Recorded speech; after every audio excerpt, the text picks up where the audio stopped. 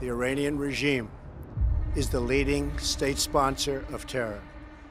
It exports dangerous missiles, fuels conflicts across the Middle East, and supports terrorist proxies and militias such as Hezbollah, Hamas, the Taliban, and Al-Qaeda.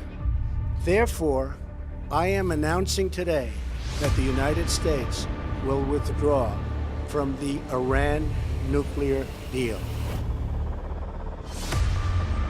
The Iran deal is another example of the president making a promise. He said that this is the worst deal in history, that we're going to get out. Barack Obama was more than foolish. He was reckless, ideologically reckless in America's security in pursuing that deal. They were foolish enough to think that if we gave the Iranians billions of dollars of pallets of cash, the Ayatollahs over there, the radical Islamists, would give up their nuclear weapons, stop their ambitions to chant death to America and wipe Israel off the map. Except everything we've seen since we signed that horrific deal is they've only funded their military operations more.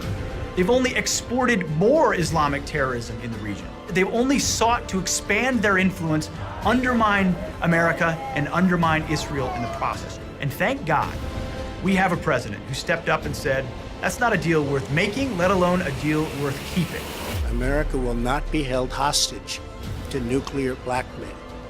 We will not allow American cities to be threatened with destruction.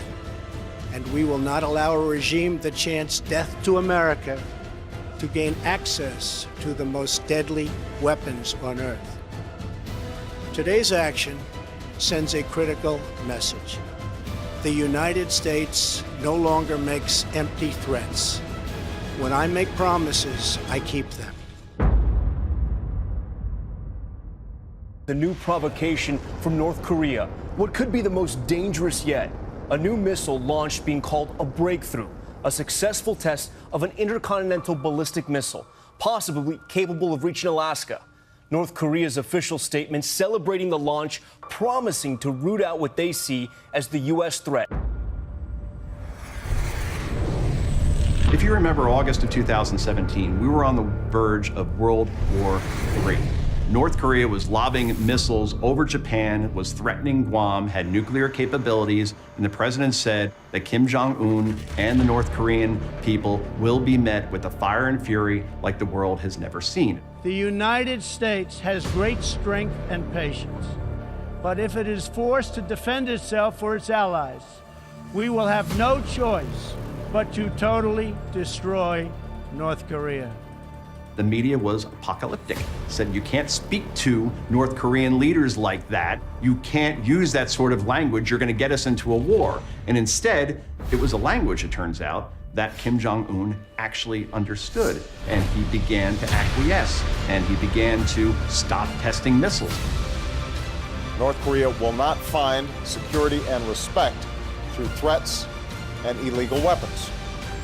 We will work with our friends and allies to stand up to this behavior, and we will redouble our efforts toward a more robust international non-proliferation regime that all countries have responsibilities to meet. They accelerated toward a nuclear bomb under the Obama administration because they saw it as their opportunity. Ironically, that's the #1 issue Barack Obama said he was handing to Donald Trump to solve on the world stage. And what has President Trump done? He's forged a path to solve it. But he didn't play by the consensus games of Washington, D.C. Never once did intelligentsia crowd say, you know what you should do? You should tell Kim Jong-un fire and fury is coming his way. You should tell Kim Jong-un he's going to get a bloody nose if he tries it again. You should ramp up troop deployments, ramp up military exercises, maximize the pressure, utilize China to put pressure on North Korea. And here we are.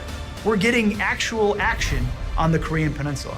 And now we have all sides talking, and people are talking about Donald Trump, of all people, winning a Nobel Peace Prize. Republican Congressman Luke Messer launching an effort to nominate President Trump for a Nobel Peace Prize.